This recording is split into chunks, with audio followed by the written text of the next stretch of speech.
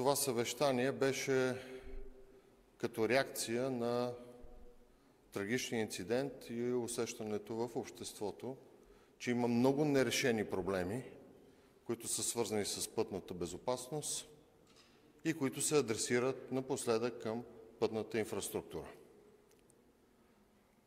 Но повода е и разглеждането утре на оперативно заседание на Министерския съвет на доклад, който е резултат от работата междуведомствена работна група, която започна преди 2 месеца своята дейност и я приключи за идентифициране на участъци, мерки, отговорни лица и ресурси, които следва да бъдат обект на ясна интервенция от страна на Агенция „Пътна инфраструктура“ по поддържането и по осигуряване на пътната безопасност с всички мерки за това.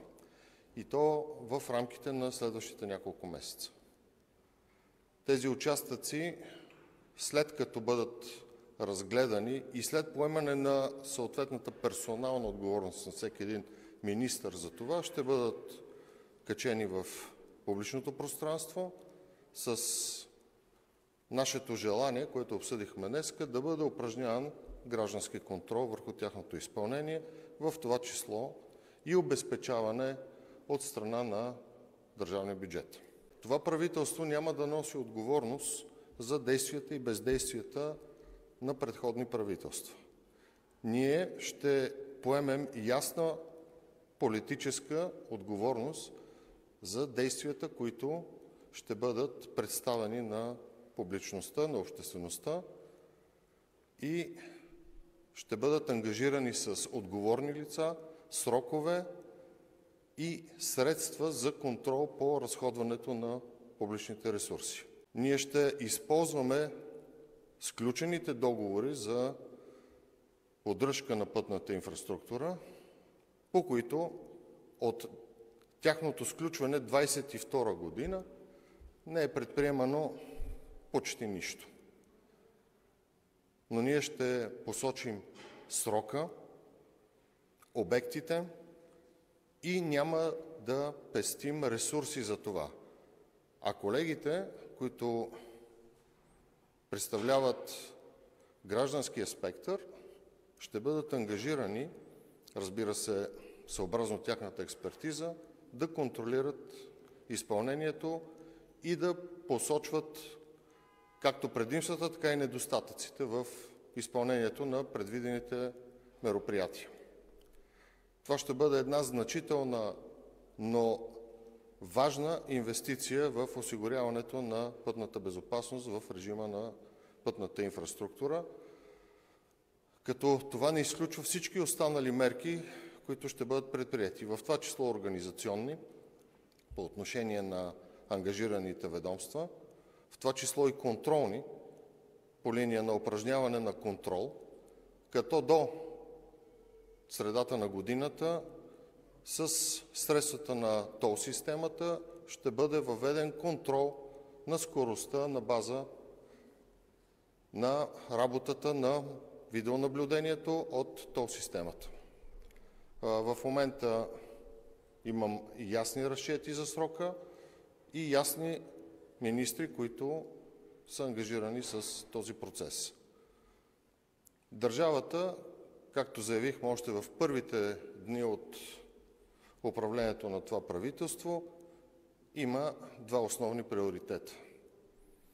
Осигуряването на стабилни публични финанси, като един от основните източници за това е дейността по управлението на ресурсите от транзитния трафик, от трафика в страната, по-добрата събираемост и по-доброто функциониране на отделните контролни органи на пътя чрез поделяне на информационните ресурси.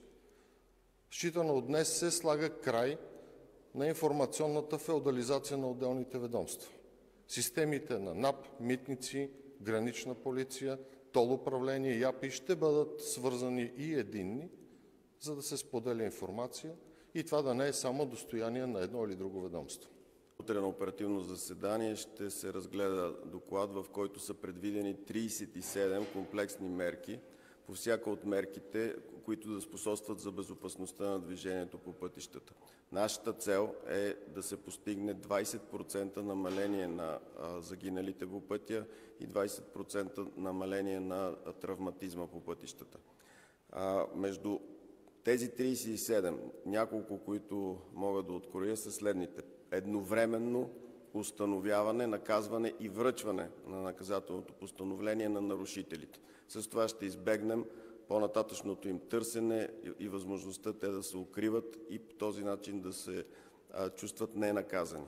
На второ място, това е повишаване на контрола при превоза на деца и ученици, където ще въведем задължителни технически пособия, които да не допускат стартирането на двигателя, ако водач е употребил алкохол или наркотици.